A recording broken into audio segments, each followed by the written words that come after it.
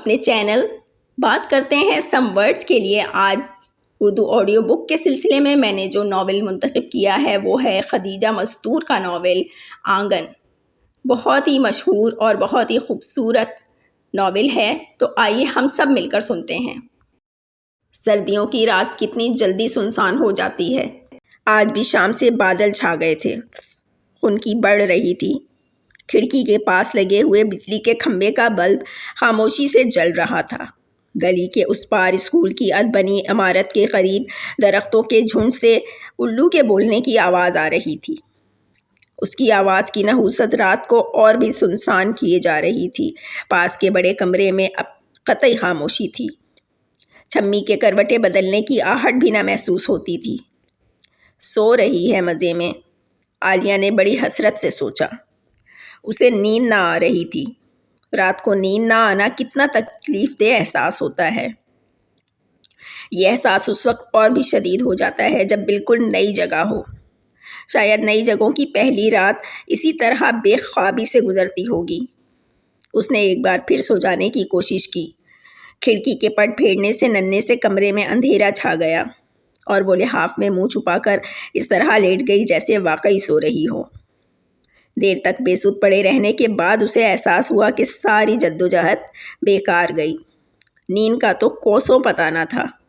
ماضی کی یادیں بگولے کی طرح دماغ میں لوٹے لگا رہی تھیں اور وہ بڑی بے بسی سے اپنے بستر پر پلتھی مار کر بیٹھ گئی۔ کھڑکی کے پٹ کھول کر باہر دیکھنے لگی۔ گلی کے اس پار اسکول کی عمارت، آم اور پیپل کے گھنے درخت سب اندھیرے میں ڈوبے ہوئے دکھائی دیتے تھے۔ شام کو یہ سب کچھ کتنا صاف اور خوبصورت نظر آ رہا تھا۔ کھڑکی میں بیٹھ کر اس نے یہ سب کچھ کس قدر دلچسپی سے دیکھا تھا، مگر اس وقت درخت سیاہ پہاڑوں کی طرح معلوم ہو رہے تھے اور جب ہوا کا تیز جھونکا چلتا تو یہ درخت بچپن میں سنی ہوئی کہانیوں کے بھوتوں کی طرح خوفناک معلوم ہوتے۔ اس طرح تو نیند آنے سے رہی، اس نے سوچا اور کھڑکی کے پٹ بھینچ کر بند کر دیے۔ لیٹتے ہوئے اسے اپنا جسم ٹوٹتا ہوا محسوس ہوا۔ سارے دن کے سفر کی بے چینی نے کہیں کا نہ رکھا تھا۔ ہائے بھائی وہ کراہی، اب نیند نہیں آتی۔ جب تک دماغ کی دنیا ویران نہ کی جائے نیند کا کہاں سے گزر ہو۔ ماضی کی یادیں ہر طرف سے درراتی چلی آ رہی تھیں۔ لوگ کہتے ہیں کہ ماضی کو بھول جاؤ، پیچھے مڑ کر دیکھنے میں کیا رکھا ہے، آگے بڑھ جاؤ، پر اسے تو ورثے میں صرف اپنا ماضی ہی ملا تھا۔ ماضی جس سے اس نے کیا کچھ نہیں سیکھا۔ اب وہ اس سے کیسے دامن بچائے؟ جن حالات میں وہ یہاں آئی تھی ان کی وجہ سے تو اور بھی یادوں نے سر اٹھا رکھا تھا۔ جانے اماں بھی سوئی ہوں گی یا نہیں۔ گھر میں کیسی خاموشی طاری تھی۔ گلی میں کوئی راہگیر چھچری ہوئی آواز میں گاتا گزر گیا، مفت ہوئے بدنام سنوریا تیرے لیے۔ یہ رات کس طرح گزرے گی؟ ابا جیل میں تمہاری راتیں کس طرح گزر رہی ہوں گی؟ اس نے جیسے بل بلا کر گھٹنے پیٹ میں اڑا لیے۔ دور کہیں سے گھڑیال کے 11 بجنے کی آواز سنائی دے رہی تھی۔ ہلکی ہلکی بارش شروع ہو گئی تھی۔ ہوا کے جھونکوں میں آتی ہوئی بوچھار کھڑکی کے پٹوں پر مدھم لے میں گنگنا رہی تھی۔ اب یہ زندگی کیسی ہوگی؟ اس نے جیسے ڈر کر سوچا۔ کمرے میں کتنا اندھیرا تھا۔ اسے اپنے سوال پر اسی طرح اندھیرا چھایا ہوا محسوس ہوا۔ اس نے گھبرا کر آنکھیں بند کر لیں۔ نیند تو اب بھی کوسوں دور تھی، پر ماضی کی یادیں اس کی رات کٹوانے کے لیے پاس آ بیٹھی تھیں۔ وہ ایک اجاڑ ضلع تھا۔ سرخ سرخ اینٹوں کے مکان اس طرح بنے ہوئے تھے کہ کسی ترتیب کا خیال ہی نہ آتا۔ بس ایسا محسوس ہوتا کہ کسی نے اٹھا کر بکھیر دیے ہیں۔ وہاں اس چھوٹی سی جگہ میں کتنے بہت سے مندر تھے۔ ان کے سنہرے کلش سر اٹھائے جیسے بھگوان کی پرارتھنا کرتے رہتے۔ مندروں میں صبح و شام گھنٹے بجتے، پجاریوں کے بھجن گانے کی مدھم مدھم آواز گھر تک آتی۔ وہاں درخت کس قدر تھے۔ دھول سے اٹی ہوئی کچی سڑک پر دونوں طرف آم، جامن اور پیپل کے گھنے درخت تھے۔ وہاں درخت کس قدر تھے۔ دھول سے اٹی ہوئی کچی سڑک پر دونوں طرف آم، جامن اور پیپل کے گھنے درخت تھے۔ ان درختوں کے سائے میں راہگیر انگوچھے بچھائے گٹھڑیاں سر کے نیچے رکھ کر مزے سے سویا کرتے۔ ان دنوں بہار کا موسم تھا۔ آموں میں بور آ چکا تھا۔ کوئل ہر وقت کوکا کرتی۔ انہی دنوں تو وہ وہاں آئی تھی۔ جب اس نئی جگہ پر ابا کا تبادلہ ہوا تو اس نے محسوس کیا کہ وہ بالکل تنہا اور اداس ہے۔ وہیں اس کا شعور جاگا تھا اور کچھ سوچنے سمجھنے کی صلاحیت نے جنم لیا تھا۔ اس دن جب سب لوگ نئے گھر میں اترے تھے تو سامان کے بڑے بڑے بنڈل صحن میں ہر طرف رکھے ہوئے تھے، جنہیں ابا محکمے کی طرف سے ملے ہوئے چپراسی کی مدد سے کھلوا رہے تھے۔ اماں گھر اور سامان کی طرف سے بالکل بے تعلق سی معلوم ہوئیں، پھر بھی انہوں نے کئی بار گھوم پھر کر اونچے اونچے محراب دار برآمدوں، کمروں اور غسل خانوں کو اچھی طرح دیکھا تھا۔ تہمینہ آپا نظریں جھکائے چھوٹا موٹا سامان اٹھا اٹھا کر کمرے میں لے جا رہی تھیں۔ اماں سخت بیزاری سے آرام کرسی پر نیم دراز تھیں۔ صفدر بھائی اپنے کمزور شانے جھکائے برآمدے کی محراب میں اکڑوں بیٹھے تھے۔ تم بھی اپنے ماموں کی مدد کرو، اماں نے بڑی حقارت سے صفدر بھائی کی طرف دیکھا تھا۔ رہنے دو، کمزور ہو گیا ہے وہ بخار سے، پھر سفر میں تھک بھی گیا ہے، ابا نے آہستہ سے کہا۔ یہ تو ہمیشہ ہی تھکا رہتا ہے، اماں بڑبڑائیں، اور پھر جیسے جل کر ابا کے ساتھ سامان کھلوانے لگیں۔ تہمینہ آپا نے گھبرا کر صفدر بھائی کی طرف دیکھا اور پھر نظریں جھکا لیں۔ وہ کچھ خوفزدہ سی ہو گئیں۔ اسی دن تو اسے احساس ہوا کہ گھر کی فضا کھینچی کھینچی ہے۔ وہ سب کے بگڑے تیور دیکھ کر اور بھی رنجیدہ ہو گئی۔ اسے تو اپنی وہی پرانی جگہ یاد آ رہی تھی۔ وہیں تو لائن سے سارے افسروں کے پیلے پیلے بنگلے بنے ہوئے تھے۔ بنگلوں سے ذرا دور آموں کا باغ تھا، پاس چھوٹا سا تالاب، اور اس تالاب میں بچے اور بھینسیں ساتھ ساتھ نہایا کرتے۔ وہاں اس کی ہمسن بہت سی لڑکیاں اور لڑکے تھے۔ سارا دن مزے مزے کے کھیل کھیلے جاتے اور کچھ نہیں تو پانی میں بیٹھی ہوئی بھینسوں کو ڈھیلے ہی کھینچ کھینچ کر مارے جاتے۔ باغ میں گھس کر کیریوں کی چوری کی جاتی، مگر جب چوری پکڑی جاتی تو باغ کا رکھوالا انہیں کچھ بھی نہ کہتا، بلکہ زمین پر ٹپکی ہوئی کچی کیریاں خود ہی چن کر انہیں دے دیتا۔ اپنے باوروں کے بچے ہیں، وہ بڑے پیار سے ان کے سروں پر ہاتھ پھیرتا۔ کملا اور اوشا اسے منہ چڑھاتی، اس کے بڑے دانتوں کا مذاق اڑاتی، مگر وہ نہ بگڑتا۔ رات کو خان سامن بوا اس کی ضد پر کہانیاں سناتی، شہزادے کی اور شہزادی کی کہانی، جو ایک ہی بستر پر بیچ میں تلوار رکھ کر سو جاتے تھے۔ وہ اس کہانی سے سخت فکر مند ہو جاتی، اگر کسی نے ذرا بھی کروٹ لی تو کہیں شہزادے یا شہزادی کا جسم نہ کٹ جائے۔ خان سامن بوا اسے سمجھاتی کہ بھائی کہانیوں میں جسم نہیں کٹا کرتے، مگر پھر بھی اس کی فکر کم نہ ہوتی۔ سوتے میں وہ بھی خوف سے کروٹ نہ بدلتی، جانے وہ تلوار اس کے بستر پر کہاں سے آ جاتی۔ خان سامن بوا اسے اور بھی مزے مزے کی کہانیاں سنایا کرتی۔ راجہ بھوج اور گنگو تیلی کی کہانی، کٹ پتلی کی کہانی جو راجہ کے محل کی ہر چیز کھا گئی تھی۔ کٹ پتلی کی کہانی کتنی اچھی تھی۔ کٹ پتلی کی بری حرکتوں کی اطلاع جب راجہ کو دی جاتی تو بڑے میٹھے انداز سے گایا جاتا، کاٹ کی پتلی رے راجہ، گئی سب گھوڑے کھا۔ وہ حیرت سے پوچھتی، خان سامن بوا جب راجہ کو گا کر بتاتے تھے تو وہ ناراض نہیں ہوتا تھا؟ نہیں بیٹا، راجہ لوگ بڑے نازک مزاج ہوتے ہیں، ان کے سامنے ہر بات اچھی طرح کہنی پڑتی ہے، نہیں تو وہ بال بچوں سمیت کولو میں نہ پلوا دے۔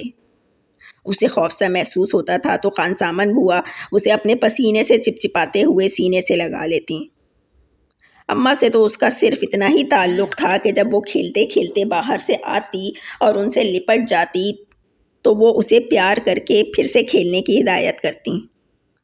ابا تو اسے صرف دور دور سے ہی نظر آتے، صبح دفتر چلے جاتے اور شام کو بیٹھک دوستوں سے بھر جاتی۔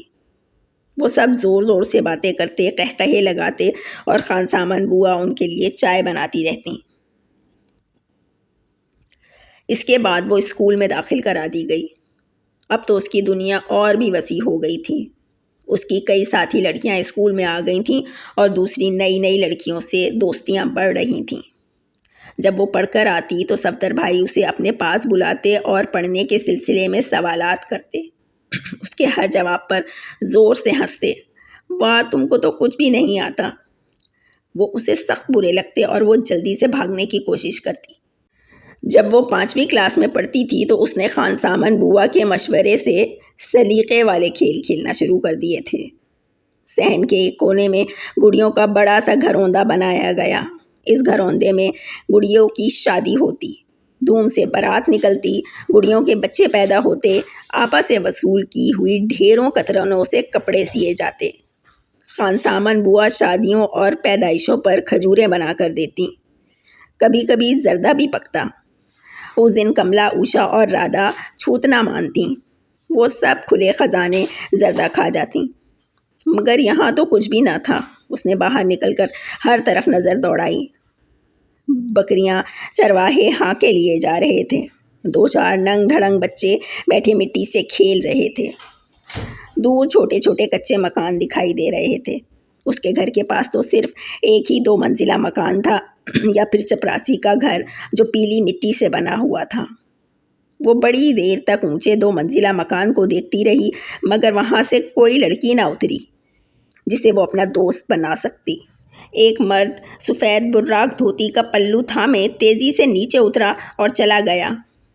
اس کے بعد گھر کی اوپری منزل سے ہارمونیم پر گانے کی آواز آنے لگی۔ اس نے گیت کے بول دہرائے، مگر اسے وہ بول انتہائی غیر دلچسپ سے لگے۔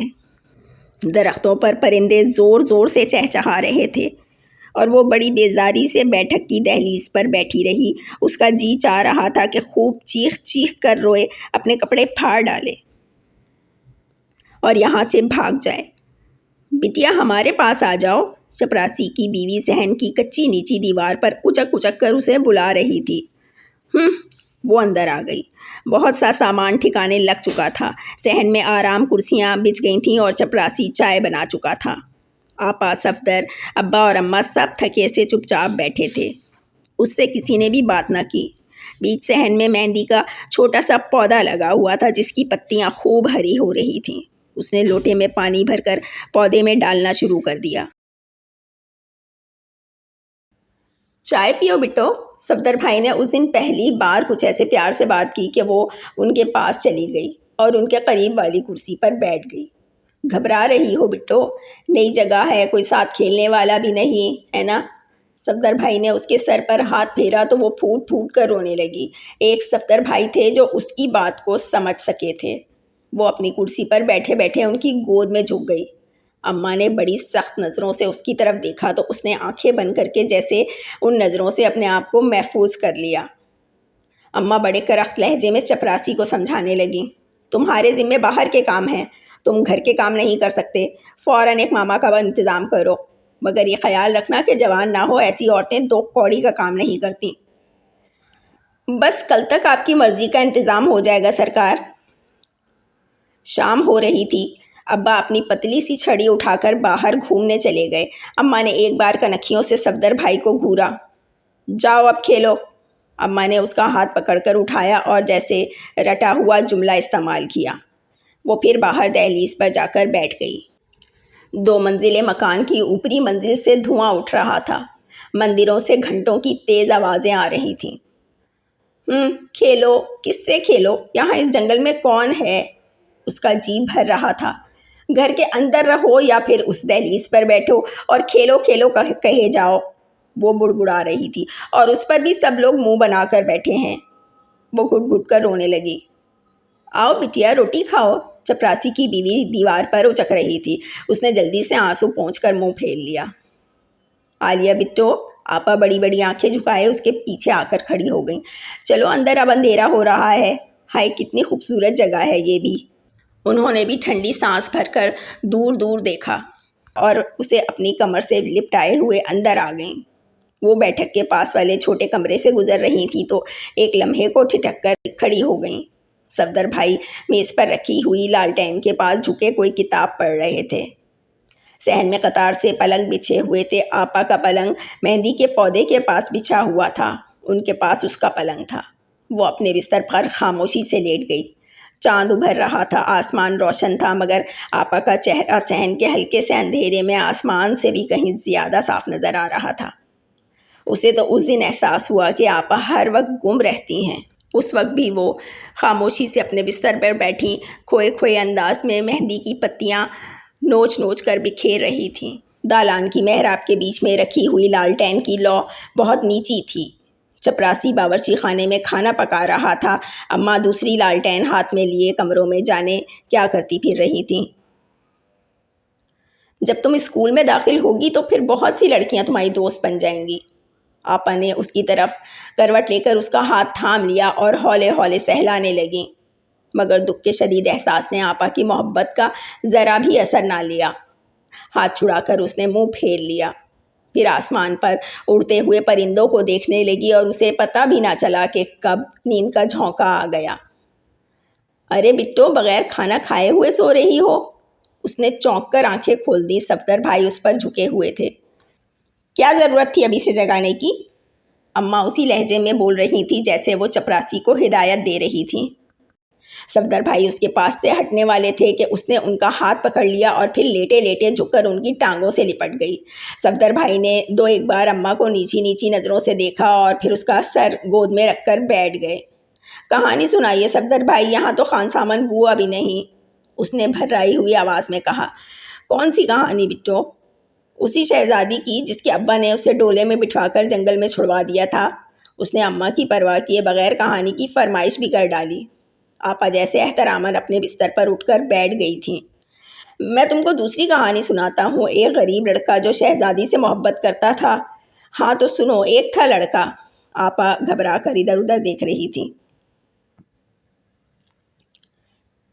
بارش اب تیز ہو گئی تھی، ہوا جیسے دروازوں پر دستک دے رہی تھی۔ شمی سوتے میں جانے کیا بڑبڑا رہی تھی، اس نے لحاف میں منہ چھپا لیا۔ اسے کتنی تفصیل سے ذرا ذرا سی باتیں یاد آ رہی تھیں۔ صفدر بھائی کتنے وجیح مگر کیسی مسکین صورت کے تھے۔ ان کی مسکینی کی وجہ اماں کی بھرپور نفرت تھی۔ ابا جان ان سے اسی قدر محبت کرتے، ان کی ذرا ذرا سی ضرورتوں کا خیال رکھتے۔ آپا صفدر بھائی سے بات تو نہ کرتیں مگر چوری چھپے ان کا خیال ضرور رکھتیں۔ اماں کو کس قدر دکھ تھا کہ صفدر بھائی ان کے شوہر کے پیسے سے پڑھ پڑھ کر FA پاس کہلاتے ہیں اور روزگار کی پرواہ کیے بغیر ٹھاٹھ سے علم غلم کتابیں پڑھا کرتے ہیں۔ اماں سارا دن جل جل کر کہا کرتی کہ یہ کتابیں کسی کی روزی کا سامان بن سکتی ہیں بھلا؟ یہ نکما مجھے کھا کر اس گھر سے نکلے گا۔ وہیں اس نے ایک نیا نام سنا تھا، نجمہ پھپھی۔ یہ ابا کی سب سے چھوٹی بہن تھی جو علی گڑھ کالج میں پڑھتی تھی اور وہیں ہاسٹل میں رہتی تھیں۔ چھٹیوں میں وہ اپنے سب سے بڑے بھائی کے گھر چلی جاتیں۔ اماں کی صورت سے بیزار تھیں مگر اماں جب انہیں یاد کرتیں تو نفرت کا سانپ ہر طرف پھنکارنے لگتا۔ خیر وہ تو نظروں سے دور تھیں مگر صفدر بھائی تو ہر وقت آنکھوں کے سامنے تھے اور اماں کو ان سے پیچھا چھڑانا ناممکن نظر آتا تھا۔ اماں اپنے دکھوں میں مگن رہتیں اور ابا اپنی دنیا میں۔ دفتر سے آنے کے بعد وہ گھنٹہ آدھ گھنٹہ گھر میں گزارتے۔ اماں کسی نہ کسی بات پر لڑتیں اور ابا باہر کی راہ لیتے۔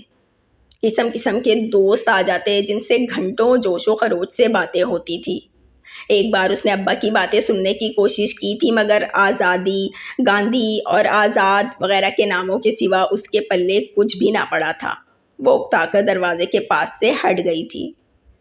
ہاں صفدر بھائی کو ان باتوں سے کچھ ایسی دلچسپی تھی کہ گھنٹوں سر جھکائے بیٹھے رہتے۔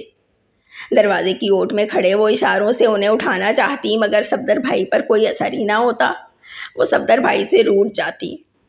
ان دنوں تو صرف صفدر بھائی اس کی خوشیوں کا سہارا تھے۔ صفدر بھائی سے کیسی عام سی ایک کہانی وابستہ تھی۔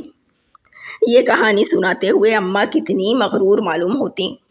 اس دن بھی جب وہ اور آپا اماں کے پاس بیٹھی تھی تو اماں نے صفدر بھائی کی کہانی چھیڑ دی تھی۔ اس صفدر بدذات کا باپ تو ایک غریب کسان کا بیٹا تھا۔ اس کا دادا اور باپ تمہارے دادا کی زمینوں پر کام کرتے تھے۔ اس کے علاوہ گھر کے کاموں کو بھی نوکروں کی طرح انجام دیتے۔ جانے کیسے یہ دونوں بدبخت تمہاری دادی کے سر چڑھ گئے جو گھر میں کوئی ان سے پردہ بھی نہ کرتا۔ ویسے تمہاری دادی کی طبیعت تو گاؤں بھر میں بڑی مشہور تھی۔ ان کی سختی کا تو یہ عالم تھا کہ جب کسی نوکر چاکر سے ناراض ہوتی تو بٹی ہوئی رسی لے کر اس کی کھال ادھیڑ دیتی۔ ہائے کیا غرور تھا، کیا روب تھا تمہاری دادی کا، جدھر سے گزرتی لوگوں کی روح قبض ہو جاتی۔ مگر یہ صفدر کے باپ زادہ سے تو ہمیشہ عنایت سے بولا کرتی، اللہ جانے کیوں۔ اور تمہاری دادی تو اپنے شوہر سے بھی کبھی سیدھے منہ بات نہ کرتی، اللہ بخشے مرحوم کو۔ خیر انہوں نے بھی تمہاری دادی کو بہت دکھ دیے تھے۔ ان کی 2 داشتائیں تھیں جن کے 3 لڑکے تھے۔ دادا نے اپنی داشتاؤں کے لیے الگ الگ گھر بنوا رکھے تھے۔ انہیں تو تمہاری دادی کی حویلی میں آنے کی اجازت نہ تھی، ہاں ان کے بچے حویلی میں آتے تھے جنہیں تمہاری دادی ناموں کے ساتھ حرامی کہہ کر پکارتی۔ ویسے ان دنوں داشتائیں رکھنا اتنی کوئی بری بات بھی نہ سمجھی جاتی، اسی لیے تمہاری دادی سب کچھ برداشت کر لیتی۔ جائز بیوی کی شان تو اسی طرح دوبالا رہتی ہے۔ زمینداری کا سارا کام تو تمہاری دادی کے سپرد تھا، دونوں داشتاؤں کے کھانے پینے کا سامان اپنے سامنے تلوا کر بھیجوا دیا کرتی۔ شادی کا معاملہ بھی خود تمہاری دادی طے کرتی۔ انہوں نے تمہارے باپ اور چچاؤں کی شادی اپنی مرضی سے کی تھی۔ بہوؤں کو وہ بہت دبا کر رکھتی، مگر انہوں نے مجھ سے کبھی زیادتی نہ کی۔ میں ان کی طرح بڑے گھر کی بیٹی تھی نا، میرا بھائی انگلینڈ میں پڑھتا تھا، مجھ میں تمہاری دادی جیسا روب تھا۔ تمہاری بڑی اور منجلی چچی ان کے سامنے ہوں نہ کر پاتی۔ تمہاری دادی اگر کسی کے سامنے جھکتی تھی تو وہ تمہارے سب سے چھوٹے چچا تھے۔ جب خلافت کی تحریک چلی تو وہ ترکی چلے گئے، پھر ان کا پتہ نہ چلا کہ کہاں گئے۔ پھر بھی تمہاری دادی نے کبھی کسی کے سامنے ایک آنسو نہ بہایا، بیٹے کو یاد کر کے ایک آہ نہ بھری کہ کہیں ان کے روب داب کی نظریں نیچی نہ ہو جائیں۔ مگر اللہ کو کچھ اور ہی منظور تھا۔ تمہاری سلمیٰ پھپھی نے 14 سال کی عمر میں ان کا منہ کالا کر دیا۔ تمہاری دادی نے ایک دن اپنی آنکھوں سے دیکھ لیا کہ وہ 70 کے باپ کا ہاتھ پکڑے سرگوشیاں کر رہی ہیں۔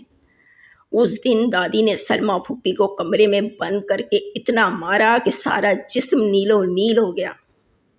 جب میں ان کے جسم پر ہلدی چونا لگانے بیٹھی تو کانپ گئی۔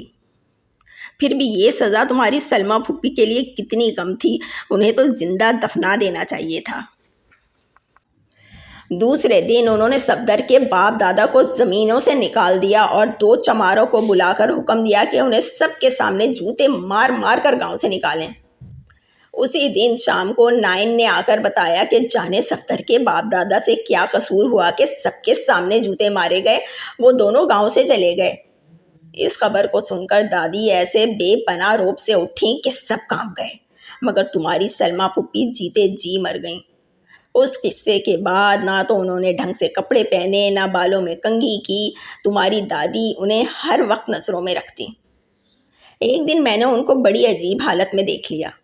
سردیوں کے دن تھے، تمہاری سلمیٰ پھپھی بھی دھوپ کھانے چھت پر گئی ہوئی تھیں۔ ان کے قریب چھت کی منڈیر پر جنگلی کبوتر بیٹھا غٹر غوں کر رہا تھا اور سلمیٰ اس سے کہہ رہی تھی، اے کبوتر، تو شہزادیوں کے پیغام لے جاتا ہے، میرے حال پر رحم کر اور ایک پیغام میرا بھی لے جا، ان سے کہیو سلمیٰ تیری فراق میں تڑپتی ہے۔ کبوتر تو خیر یوں ہی پھر سے اڑ گیا، مگر میں نے تمہاری دادی کو یہ بے شرمی کی باتیں کہہ سنائیں۔ انہوں نے بڑی شفقت سے میرے سر پر ہاتھ پھیرا اور کہا، دوسری بہوؤں کو یہ باتیں نہ معلوم ہوں، پھر بھی یہ باتیں تو سب کو معلوم ہو کر ہی رہیں، اللہ جانے وہ کبوتر تھا کہ جن۔ اس دن تمہارے دادا کہیں باہر گئے تھے اور کہہ گئے تھے کہ رات مہمان خانے میں رہیں گے۔ دادی نے اس دن سونے سے پہلے گھر میں تالا لگا کر چابیاں اپنے سرانے رکھ لی تھیں، مگر صبح جب ان کی آنکھ کھلی تو چابیوں کا گچھا اور تمہاری سلمیٰ پھپھی دونوں غائب تھے۔ تمہاری دادی دم بخود بیٹھی تھی۔ انہوں نے سب کو ایسی نظروں سے دیکھا جیسے کہہ رہی ہوں، اگر منہ سے اوف بھی کی نا تو زندہ گاڑ دوں گی اور کتوں سے نچوا دوں گی۔ دوسرے دن شام کو دادا واپس آئے تو دادی نے بند کمرے میں دیر تک باتیں کی۔ جب وہ باہر نکلے تو ان کا چہرہ شرم اور غصے سے سرخ ہو رہا تھا۔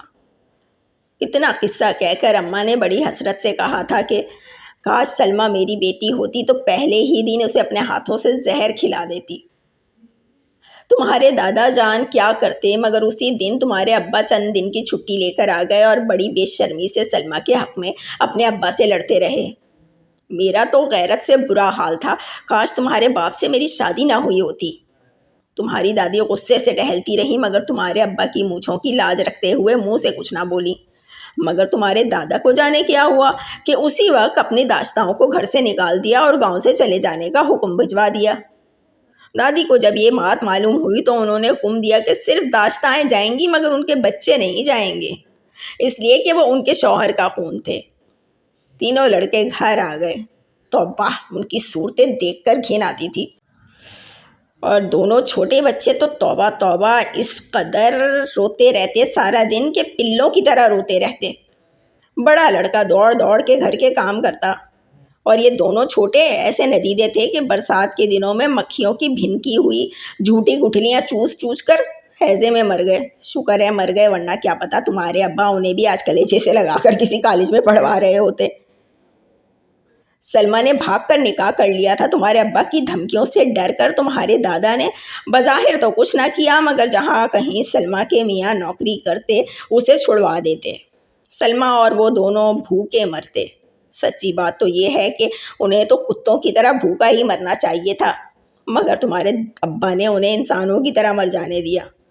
صفدر کی پیدائش پر سلمیٰ خود ہی کھو گئی، اور وہ کچھ دن بعد ایڑیاں رگڑ رگڑ کر مر گئی۔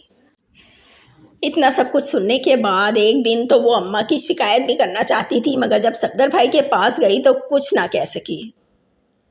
صفدر بھائی آپ مجھے بہت اچھے لگتے ہیں، وہ ان کی تعریف کرنے لگی، مگر میں برا کسے لگتا ہوں؟ کسی کو بھی نہیں۔ اور وہ جلدی سے بھاگ آئی۔ جانے کون نچلی منزل کے دروازے کی زنجیر کھٹکھٹا رہا تھا۔ اس نے لحاف سے منہ نکال کر دیکھا، کمرے میں گھور اندھیرا چھایا ہوا تھا۔ چچی جان کی آواز سنائی دے رہی تھی۔ ان شاعروں کا برا ہو، اتنی سردی میں لوگ اپنے گھروں سے کب نکلتے ہوں گے؟ بادلوں کی گرج میں وہ اور کچھ نہ سن سکی۔ اللہ، اس نے جیسے بے چینی سے کروٹ بدلی ہے، اگر نیند آ ہی جائے تو کیسا اچھا ہو۔ یہ ناول کا پہلا حصہ تھا جو کہ آج میں نے مکمل کیا ہے۔ امید ہے کہ آپ لوگوں کو یہ حصہ پسند بھی آیا ہوگا اور دلچسپ بھی لگا ہوگا۔ اس کے بعد کیا ہوتا ہے تو اس کے لیے دیکھتے رہیے۔ بات کرتے ہیں سم ورڈز۔ میرے اس چینل کے متعلق اگر کوئی رائے دینا چاہیں یا آج کے ناول پہ کوئی تبصرہ کرنا چاہیں تو پلیز مجھے کامنٹ سیکشن میں ضرور لکھ کر بتائیے گا۔ میں کوشش کروں گی کہ آپ کے معیار پر پورا اتروں۔ ناول کا اگلا حصہ ہم دیکھیں گے آنے والے ویڈیو کے اندر۔ اپنا بہت خیال رکھیے گا۔ میرے چینل سم ورڈز بات کرتے ہیں کو سبسکرائب کیجیے گا۔